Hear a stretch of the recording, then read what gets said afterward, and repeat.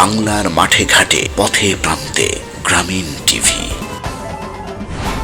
পবিত্র ঈদ উল ফিতরকে সামনে রেখে তেঁতুলঝরা ইউনিয়ন এলাকায় সমাজের অসহায় ও প্রতিবন্ধী মানুষকে স্বাবলম্বী করে গড়ে তোলার লক্ষ্যে বিনামূল্যে সেলাই মেশিন, নগদ অর্থ ও হুইল চেয়ার বিতরণ করা হয়েছে।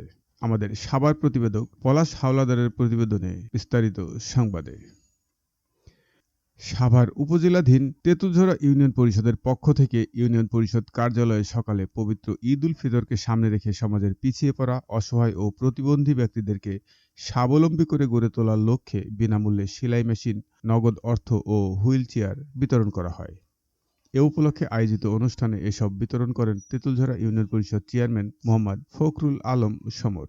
এ সময় ইউনিয়ন এলাকায় শতাধিক দুস্থ ও প্রতিবন্ধীদের মাঝে এ সকল বিতরণ করা হয়।